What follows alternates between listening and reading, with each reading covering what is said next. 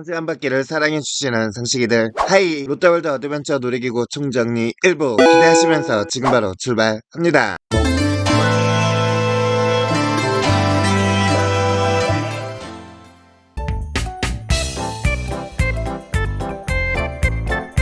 어린이용 어트랙션인 만큼 코스 자체는 단순하다. 출발하고 무지개 터널을 지난 뒤 가대 식물들을 지나고 체인 리프트 구간에 진입한다. 2.5m 정상에 도달하며 빙하 동굴과 거대 도깨비를 지나고 낙하한다. 다마키즈 어트랙션답게 높이도 2.5m로 매우 낮아서 물도 별로 안 튀긴다. 이후엔 요정들의 마을에 진입하는데 이 구간부터는 낙하 구간 없이 둥둥 떠다니며 주변 조형물들을 구경하는 게 끝이다. 거대 식물들과 버섯 등을 지난다. 이후 버섯에 매달려 놀고 있는 요정들, 연주회를 진행 중인 요정 애니메트로닉스들을 지나고 스테이션으로 돌아오는 시기다. 보트는 2인승이며 각 보트에는 사계절의 명칭이 영어로 새겨져 있다. 장면에 어울리는 향기가 나는 효과가 있다곤 하지만 향기 효과가 너무 미미하여 있으나 마나이다. 출발한 후 초반에 등장하는 무지개 터널은 원래 순차적으로 점등되도록 설계되었다고는 하였지만 어찌된 영문인지 이 효과는 현재까지 적용된 적이 없고 전등들이 처음부터 켜져 있다. 드림보트가 개장하면서 페어리 트레일즈이라는 테마구역도 동시에 개장하였다. 어트랙션은 드림보트 하나로 테마구역 전체의 컨셉도 이 드림보트에 맞춰져 있다. 요정의 숲이라는 컨셉으로 오우거 타운 구역과는 분위기가 다르다. 다만 언더랜드의 주 테마구역인 오우거 타운과 너무 연관성이 없어서 생뚱맞다는 평이 많다. 인터랙티브형 신개념 뮤지엄 팀랩 월드와도 연결되어 있으며 이곳을 통해 팀랩 월드를 이용할 경우 요금을 할인받을 수 있다. 저걸타만 보트가 폐장하면서 호름라이드와 함께 롯데월드에서 유일하게 물을 받는 어트랙션이 되었다. 이 때문에 호름라이드가 부담스럽거나 기제한이 안돼서 호름라이드를 이용하지 못하는 어린이들의 대체제로서 의외로 인기가 많다. 총 100억 원을 들여 2014년 12월 19일에 오픈한 와일드2역 구역에는 시어터형 어트랙션이 와일드 윅, 와일드 정글, 와일드 밸리가 있다. 전반적인 느낌은 정글에 있는 오래된 사원 안에 있는 느낌. 구역 오픈과 동시에 정문과는 또 다른 입구의 와일드 투어 게이트도 생겼다. 정문이 혼잡하다면 이용해보자. 단순히 이제 탑승하는 형식이 아닌 해당 컨셉에 맞춘 차량이 올라타면 출발 후 상영관 안으로 차량이 입장하는 특이한 방식을 취하고 있다. 공면 스크린으로 집중도를 높였으며 상영 중에는 차량의 격렬한 흔들림과 함께 바람, 물 효과도 느낄 수 있다. 디지털 미디어존과 마찬가지로 세가의 테마파크인 조이폴리스에서 동명의 어트랙션을 만나볼 수 있다. 새 어트랙션 모두 12명 정화, 운행시간 6분으로 회전율이 좋지 못해 대기줄이 길다. 현재는 새 종류의 어트랙션이 교대로 운영한다. 키 110cm 이하와 65세 이상은 탑승이 불가능하다. 과거에는 이 구역에 롯데 시네마가 있었다.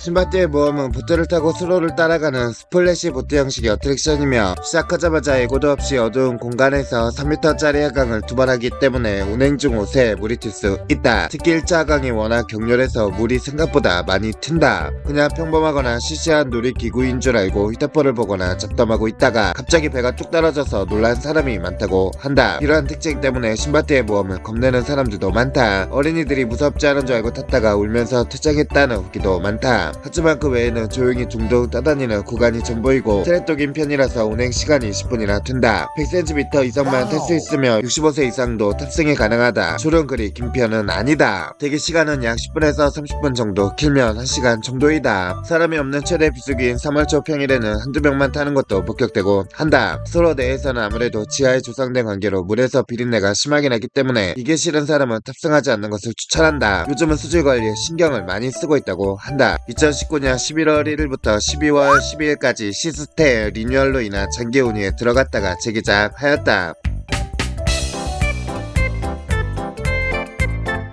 어트랙션의 이름은 과거의 테마거리 중 스페인 거리에 있어서 스페인 해적선이라고 붙여진 것이 유래이다. 그런 이유도 있고 또 이미 자연농원에서 바이킹이라는 상호를 가져갔기 때문에 다른 이름을 고민하다가 스페인 해적선이라는 이름을 냈다는 이유도 있다. 다른 테마파크의 바이킹보다 외관이 실제 배처럼 꾸며져 있으며 외벽과 가까이 위치했기 때문에 주로 탁 트인 곳에 위치해 있는 타 테마파크의 바이킹과는 차별화된 스릴을 맛볼 수 있다. 에버랜드 콜럼버스 대탐험이 바이킹 자체의 어마어마한 크기, 즉 바이킹 자체로 승부한다며 스페인의 적선은 천장에 닿을라 말락하는 높이와 각도로 제 롯데월드 주변 환경으로 승부한다고 볼 수 있다. 이 때문에 야외에 있는 자유로 스윙과 마찬가지로 좁은 공간과 주변 환경을 10분 활용하는 롯데월드 특유의 재미까지 느낄 수 있는 시설. 물론 같은 각도 75도 있지만 바이킹 크기가 옆 동네보다는 작은 만큼 바이킹 높이는 콜럼버스 대탐험이 34m와 인적 의미도 바이킹인 약 40m에는 미치지 못하는 수준이다. 하지만 스페인의 적선은 탑승자 시선에서 보면 최강 각도는 90도인데다 천장에 닿을 것 같은 스릴의 안전바마저 신장 110cm 어린이 수준의 압력으로 인해 꽉 끼는 콜럼버스 대탐험과 달리 안전바가 얇으면서도 콜럼버스 대탐험보다 헐렁해서 스릴 면에서는 스페인의 적선이 압도적이라는 평을 많이 받는다. 또한 바이킹의 특성상 양끝으로 높이 상승했다 하강할 때마다 하강감의 비명과 환호성으로 서로 기싸움을 펼치는 재밌는 풍경이 펼쳐지기도 한다. 크기는 콜럼버스 대탐험의 절반 수준이지만 시설 자체는 배 아래 작은 호수가 깔려있는 듯 스페인의 적선이 더 잘 되어 있으며 대형 놀이공원이 롯데월드 특성상 결코 작지 않으므로 맨 끝자리는 항상 프리미엄 매직 패스 사용자들이 점령한 경우가 많다. 이 때문에 대기를 하는 사람은 맨 끝자리에 앉고 싶다면 자신의 차례가 되자마자 뛰어가야 하며 운이 좋지 못하면 맨 끝자리가 꽉 차서 그 밑자리를 타거나 중간 자리에 탈 수밖에 없고 운이 좋더라도 요즘에는 노후 때문에 한 줄에 4명만 태우는 것도 모자라 100% 예약제까지 도입하였기 때문에 한 자리 남아서 겨우겨우 타게 되는 경우도 많다. 캐스트가 승객들에게 유도하는 출발 구호가 꽤 유명한데 호응이 시원치 않으면 캐스트가 실망한다고. 요즘 원조 구호였던 머리 위로 반짝반짝이라는 구호도 요즘 캐스트들이 잘하지 않는 편이고 평범하게 이상 있으면 손을 들어달라는 구호로 바뀌고 있는 추세이다. 아주 활발한 캐스트만 반짝반짝 대사를 하고 있다. 다만 한 가지 아쉬운 점은 한국에서 단위 면적당 가장 이용객이 많은 롯데월드 특성상 가장 운행시간이 짧다는 점인데 선보 20초 동안 운행하는 에버랜드 콜럼버스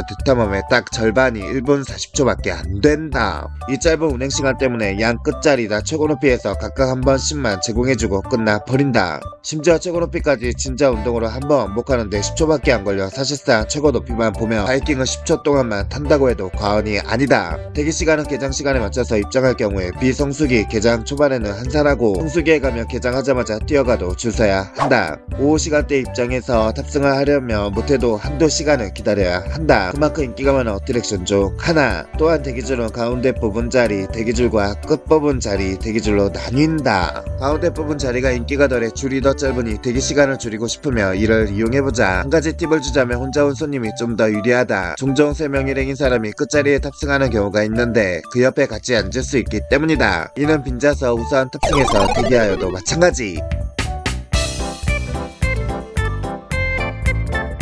총 18개의 바구니가 원판 위에 비치되어 있으며 한 바구니에 최대 6명이 탑승할 수 있어 최대 108명까지 탑승이 가능하다. 에버랜드의 릴리 댄스와 마찬가지로 바구니 가운데에 손잡이를 돌려 바구니를 더 빨리 회전시킬 수 있으며 에이 별거 아니겠지 하고 무작정 마구 돌리다가는 헬게이트가 열릴 수 있다. 원판은 운행시 20도 정도 기울어진다. 다만 유아가 탑승할 때는 원판이 기울어지지 않는다. 바구니와 원판이 동시에 회전하기 때문에 어지러움을 쉽게 느끼는 사람은 멀미할 수도 있다. 이 때문에 호불호가 많이 갈리는 편. 만약 해성 특급을 타고 나서 바로 이걸 타거나 이걸 타고 나서 바로 해성 특급을 타러 간다면 스릴을 넘어서 정말 위험하니 절대 하지 말자. 게다가 굳이 해성 특급을 타지 않고 이걸 타도 가끔씩 회전 바구니를 탔다가 구토하는 사람들이 있어서 키스대들이 걸레를 들고 뒤처리를 하는 모습을 볼 수 있다. 회전 바구니 바로 옆에 화장실이 있으니 회전 바구니를 타고 나서 구토를 할 것 같으면 바닥에 토해서 직원들 고생시키지 말고 신속히 화장실로 달려가도록 하자. 재밌게 보셨다면 좋아요 구독 부탁드려요.